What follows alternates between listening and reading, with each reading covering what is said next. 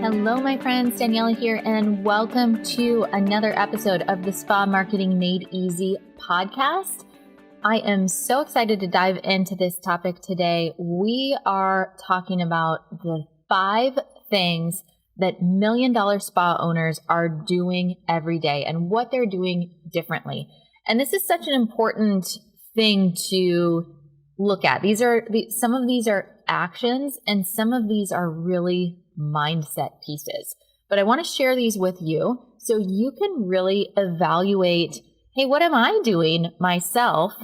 Hey, Jessica, what am I doing myself? How am I going to get to this space to be in the $1 million club with the other incredible spa owners? All right.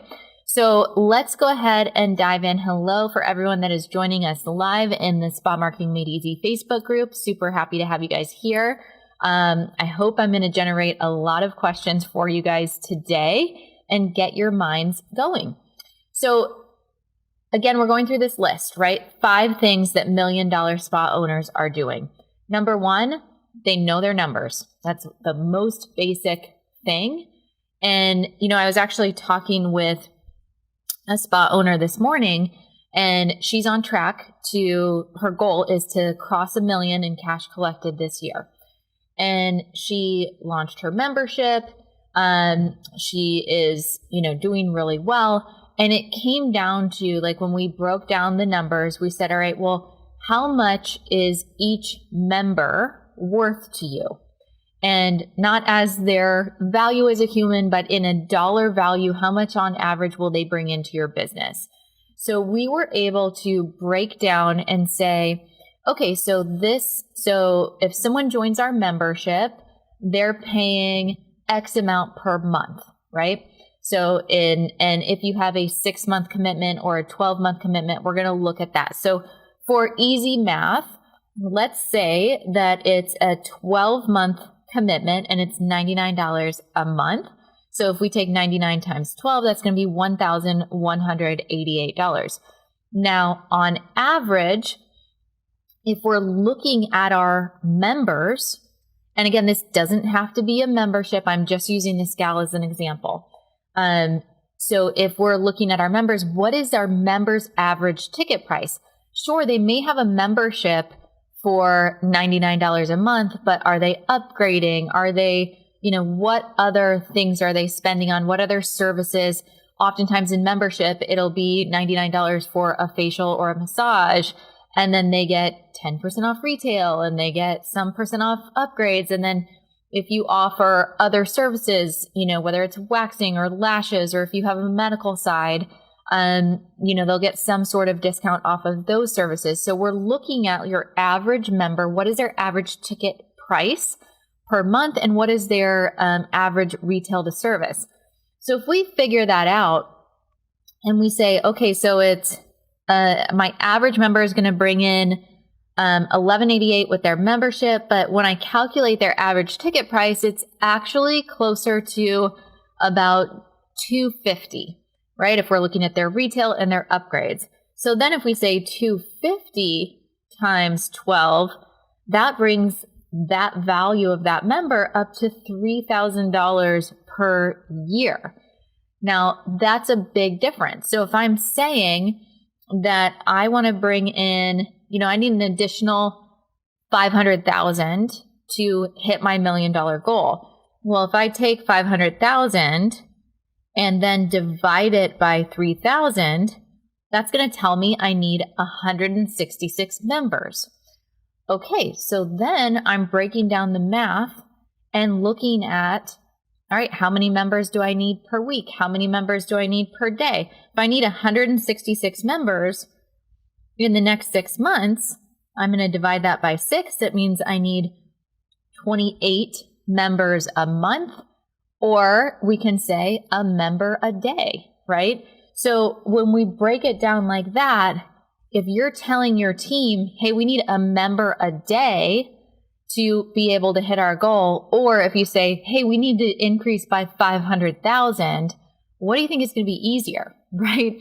But it really helps you as the CEO and really understanding your own mindset of what is it that we need to do and what's possible. What do we have the capacity to do?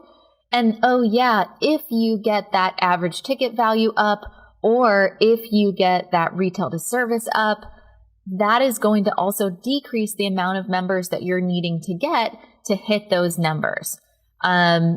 Yes, Rebecca saying know your numbers and using client reports is so important. It is one of the most important things. And I'm going to also tell another quick story about knowing your numbers. And this was just to showcase like what a mindset issue it can be. So one of our clients, she's been one of our VIP clients for a long time, and she posted actually here in this group, I'm finally at $80,000 months. This is my new norm. And I messaged her and I gave her crap because I said, you need to get 3,000 more per month so you can have $1 million spa. I don't want you stopping at 80,000. You've got to hit 83. Right? Because all of us that are going for $1 million spas, we know it's $83,000 a month, $83,333 per month to hit $1 million in a year, right? So I was giving her crap and I was kind of joking about it. And one of the gals on the call said, I just can't even ever imagine getting to 80,000. And I said, really? Like, let's break it down. Let's look at this. And we broke down the numbers in accordance with her spa. And she had actually already hit days that she needed that number. I think it was around like $4,000 a day in services, or in your like total revenue for your spa, to hit 83,000 in a month. And she had days higher than that before. It's just creating those consistently. Now, I don't want to make it sound like, oh, this is the easiest thing in the world. But I want you to see like how to break down a goal to really understand what's possible. It takes a lot of work to consistently do $4,000 a day when you're open, right? But really knowing what that goal is and knowing like, oh yeah, if I can do that, if I can hit that, then I have my $1 million spa. Okay. All right. So let me, it's knowing specifically what you need for those goals. It's also, if you're not membership based, it's really understanding what is your revenue per hour per room? What is your average ticket price? Looking at those specific metrics and knowing that, guys, when we increase prices, even just by $5, oh my gosh, it is such a huge, huge difference. Okay. All right. Let's look at the next thing that $1 million spa owners are doing. $1 million spa owners have boundaries with their clients and with their team. Okay. So often when we're first starting, if you're a solo and you're like starting your business, you're hustling hard, you're wanting to get all those dollars in the door because you're just like, that first milestone is usually like 100,000. How do I get to six figures, right? How do I hit six figures? So you are doing all the things. You have your clients sending you text messages on your personal phone at 10 o'clock at night on a Tuesday. Not okay, guys. All right. So looking at that is a boundary that needs to be put in place. If you're wanting to build your company, and you guys have probably heard this before, you've got to be the CEO of a $1 million company now, even if you're just bringing in 100,000. 100,000, you guys, getting to 100,000 is the hardest part. It is. From 100,000 to $1 million is mindset, right? Like you've got some sort of proven model. But really getting from 100,000 to $1 million is a lot of mindset. It's a lot of kind of personal development and work around communication and team and boundaries and all of these things that are hard. They're hard. It's not like it's this, super simple, easy thing to do. However, proving your model and establishing your business and getting your very first clients, I personally think was a heck of a lot harder for me going from 0 to 100,000 rather than going from 100,000 to $1 million. So keep that in mind. Boundaries with clients. This means enforcing your cancellation policies. This means having set hours of operation and not changing your entire schedule and skipping your kid's soccer practice because some person wants to come in on a day that you don't work, right? That's really, really important. In regards to setting boundaries with your team, giving them clear expectations of what you need and how they can support you in building this company. The more the company grows, the more that you can support them, right?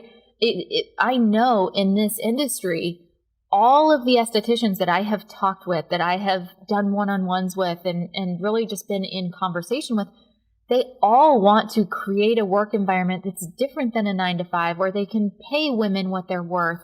They're not trying to lowball them in any way, but the company needs to be generating revenue so that we can pay our employees, so that we can offer them 401k, so that we can offer them health insurance, so we can have these clear paths for growth to really look at this position as a career, as a stable career where they can earn a livable wage, right?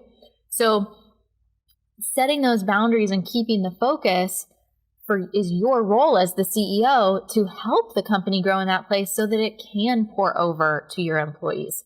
So really, really important to set those boundaries, not only with your clients in scheduling, policies, communication, etc., but with your team in expectations, communication, responsibilities, how they're showing up, right? And that is what comes back to you. That's why you'll hear me say a lot of times, 99% of the time, I'm going to look back at you as the problem, right? And I do it to myself too. But when there is a problem in the spa with your team, it's usually, was that communicated effectively? Was that clear for this individual? Did they get proper training? Was I setting them up for success? If you've done all those things and you just have someone that's not a great fit for your spa, that happens, right?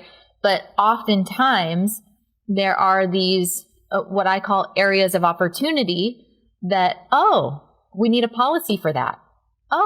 We need to add that little excerpt into the handbook, right? So these are things that we learn as we grow. And as you're growing to that next level, there's always going to be these new pieces that come up that could be completely you would have no idea to put that in when you very first started your spa, right?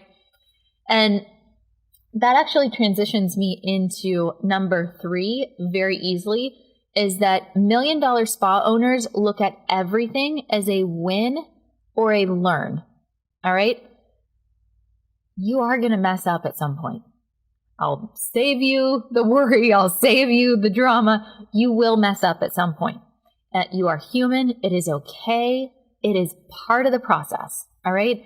None of us are perfect. We are always just striving to be the best version of ourselves. And there's going to be a moment where you get a bad review. There's going to be a moment that you didn't communicate correctly, or you had a super emotional response to something, or you took something personally.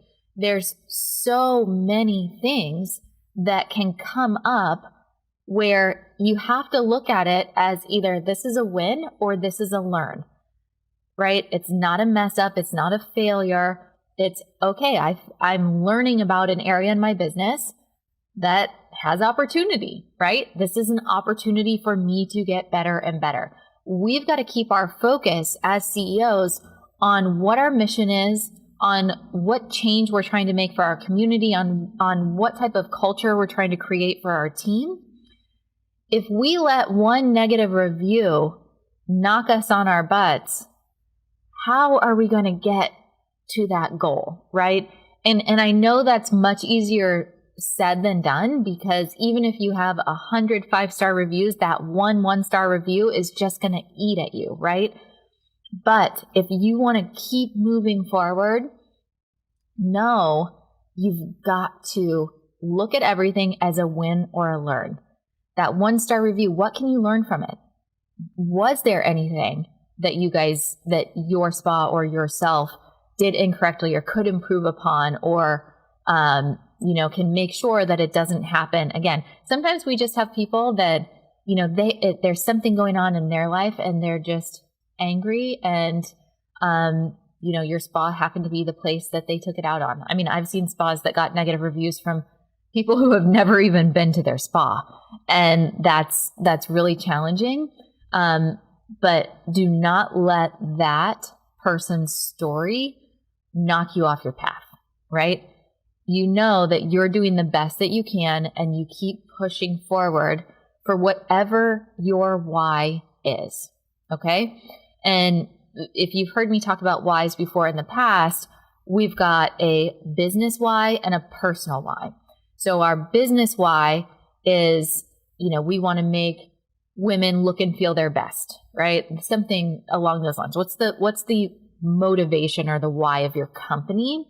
And then our personal why is typically around location freedom, time freedom, financial freedom, showing our kids what's possible, right? Like, why are you jumping on the entrepreneurial roller coaster to go up and down and up and down, right? There's got to be something that is motivating you or driving you forward. All right. I see Rebecca saying boundaries. Yes, it's such an important thing for just us as human beings to understand what we accept, right? To understand we create our environment. So while we can't control everything that happens in the world or in our lives, we can control how we react to it or how we respond to it.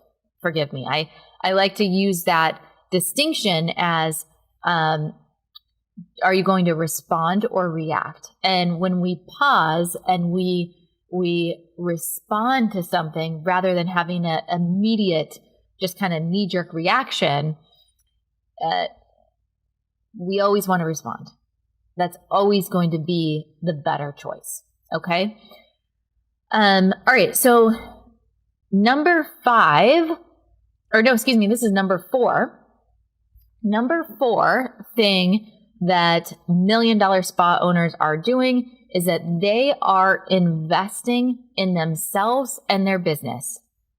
Look, guys, leadership is a skill.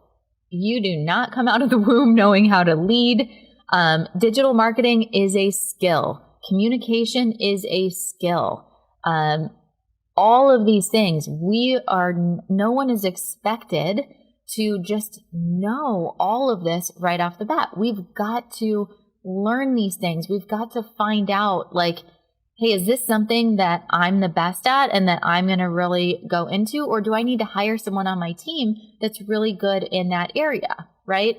The most common example, or one that we talk about quite a bit, is systems, right? I will just talk about how systems give you freedom. That time freedom, that financial freedom, all the things, having systems in place, having SOPs is going to be such a key for anyone who's wanting to get out of the treatment room, for anyone that's wanting to be work optional. You've got to systemize your business and run a systems-based business to gain that freedom. I don't see any other way. And some people, systems, just the word systems might make you start to sweat, right? You are not a systems person. You don't like the word. Your mind just doesn't work that way. You're very much a creative. It's okay. Hire someone whose mind does work that way, right? Stay in your creative genius. Don't force yourself to do something that you naturally just is going to take you 15 times longer than someone who is more naturally inclined towards those things. So it's something that you're either investing in yourself to learn more or improve that skill. You're investing in your business, in your team, by hiring the right people who can do that skill. If you're not going to learn it, you're investing in software, you're investing in marketing. And keep in mind, I say investing. There's a big difference between an investment and an expense. All right. So big, big difference. An investment is something that you will get an ROI on. An expense is something that is just a recurring, right? You've got to pay for storage on Google. And that's important, right? But there's certain things that are going to be a cost of doing business, and there are certain things that are going to be a true expense where if you spend money on that, you will get a return on that. So get additional money beyond what you actually invested. Okay.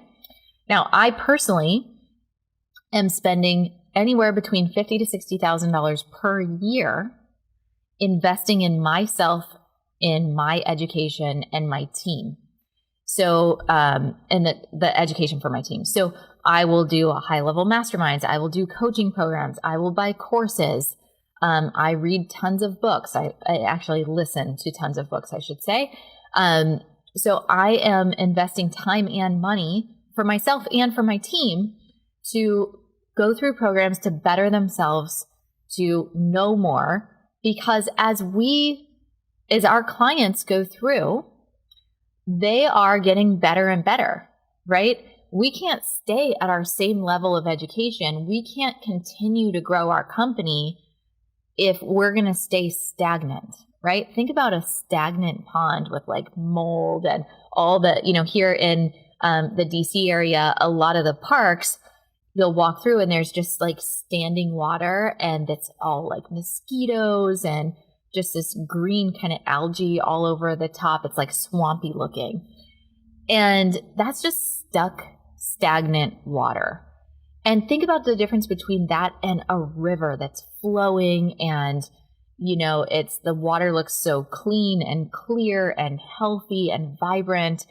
We want to be that flowing river, always getting new ideas, always moving, always growing, expanding, rather than just that kind of stagnant pond. All right. All right. And last but not least, $1 million spa owners are action takers. I cannot stress this enough. So overwhelm is normal. Stress can be normal. Those are things that when we push ourselves outside of our comfort zone, which is what you want to do as a business owner, not so much that you're just like you're going to pee your pants, but it's like you're nervous, but it's like that nervous, excited. All right, I'm going to do it scared. Like, I know this is the right thing, even though I'm scared to pieces, I'm going to do it. So taking that action rather than getting in student mode is so critical, right? You can buy all the courses, you can join all the coaching programs, all of it. You can have all of that information in your head, but if you don't do anything with it, what's the point, right? You've got to be in action mode. You've got to apply what you're learning. Even with books, so often I see people say, oh yeah, I've read that. Well, how have you applied it to your life, right? It's not just about consuming. It's about actually application. I read this book. I learned this thing. I applied it in my business. Then I saw the result, right? Big, big difference. So actions can be even teeny tiny actions. Even if it's an action of I'm committing to more self-care for myself because I know that when I'm more balanced, I'm going to be a better CEO. And for me, that means taking a half an hour every day to move my body. I'm going to go on a walk in the morning. I'm going to walk on my treadmill. I'm going to do some yoga, whatever it is, right? Whatever you need to be the best version of yourself, do that for yourself. That's taking action. That 30 minutes can change your life in such a big way because it helps you to see the forest through the trees, right? When we are in our business, when we are working in it, especially if you're still in the treatment room, how are you going to zoom out and see the big picture? Really see the forest through the trees, right? It's a big, big difference. So let me just do a quick recap for you guys, and then I'm going to look at these comments down here. So 5 things that $1 million spa owners, spa CEOs are doing. Number 1, they know their numbers. Number 2, they have boundaries with their clients and their team. Number 3, they look at everything as a win or a learn. Number 4, they're investing in themselves and their business. And number 5, they're action takers. All right. So I want you to listen to this. I want you to look at these things and do a self-review. Look at like, where am I at? What am I doing? Where can I improve? Pick one thing, right? You don't have to do all 5 of them at once, but just pick one thing and really dive into, how can I get better at this? How can I set better boundaries? How can I take more action and do it scared, right? Like, look at whatever is kind of applying to you the most and really dive in there. All right. So let me scroll down here and look at some of these comments. All right. Respond, don't react. Yes. Very good. Very good. Perfect. All right, my dears. Well, thank you so much for sharing. I see Rebecca saying personal-wise, time freedom, travel, helping out my colleagues. Very good. I love that. 1-star reviews can be good for Biz too, depending on how you reply to them. Absolutely. I agree with that. So, all right, my dears, thank you so much for hanging out with me here on this episode of the Spa Marketing Made Easy podcast. Remember, you can join me live once a week. I'm here in the group doing these trainings, engaging with you, answering your questions. So join me here live. We've also got tons of free resources. So this is the place to be for spa industry professionals. All right, my friends, I will catch you on the next episode.